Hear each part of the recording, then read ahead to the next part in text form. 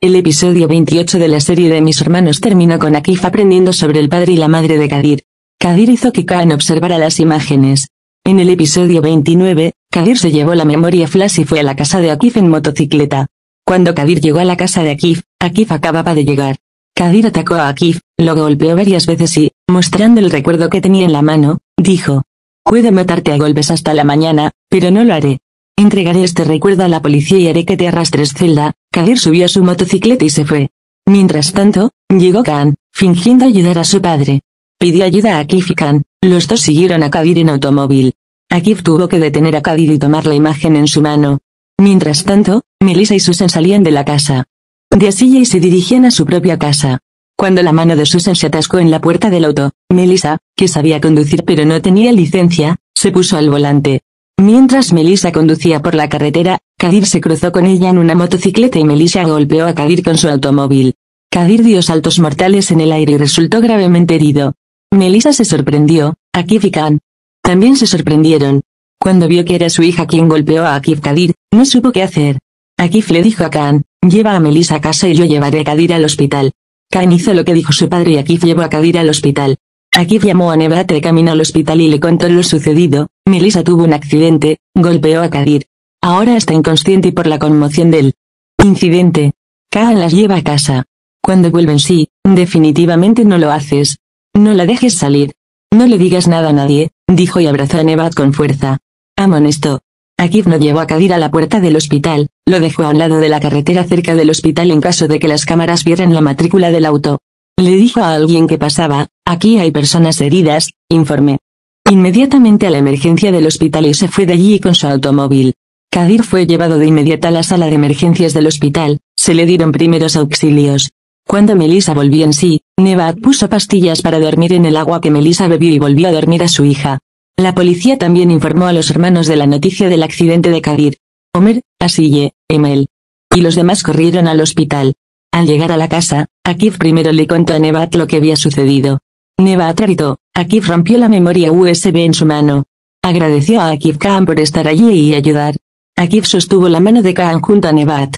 Luego, los dos llevaron el auto de Melissa al taller de reparación. Se aseguraron de que no quedara rastro del accidente. Cuando Akif y Kaan llegaron a casa, Doruk también estaba en casa. Nebat le había dicho implícitamente a su hijo sobre el accidente de Kadir. Cuando vio que Doruk Kaan llegó a la casa, dijo: «Comillas no, papá. ¿No despediste a este niño frente a todos en la escuela en la mañana? ¿Qué está haciendo él aquí?» Akif dijo: «Kaan nos contó todo a mí y a tu madre». «Lo perdonamos», dijo. Hicieron callar a Doruk.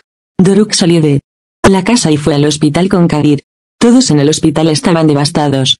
Todos estaban parados frente a la ventana, llorando por Kadir. Asille, Omer, y Emel rezaban para que sus hermanos estuvieran bien. Cuando Melissa se despertó a la mañana siguiente, dijo que quería ir a Kadir, llorando. Akif y Nebat iban a darle a Melissa agua medicada para prevenirlo, pero Melissa tiró su vaso de agua al suelo. Gritó a sus padres que me llevaran a Kadir. Akif: «Te llevaré a Kadir con una condición. No le dirás a nadie sobre este accidente. De lo contrario, tú y Susan irán a la cárcel». «Está bien, tenemos un trato», dijo. Melissa aceptó, llorando. Melissa fue al hospital, miró a Kadir detrás del vidrio. «Despierta, mi amor. Todo es por mi culpa. Me gustaría que fuera así». «Lo siento», dijo llorando.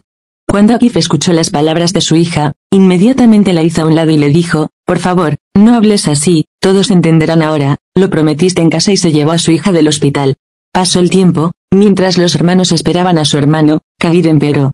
Todos entraron en pánico, gritaron y llamaron al médico. Los médicos entraron en la habitación de Kadir e intervinieron, pero Kadir no pudo salvarse a pesar de todas las intervenciones. Kadir falleció.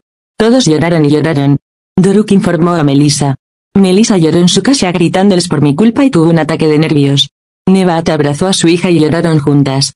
Los hermanos llegaron a casa, miraron el traje de Kadir colgado en la pared, miraron el cuaderno en el que hacía los cálculos y lloraron.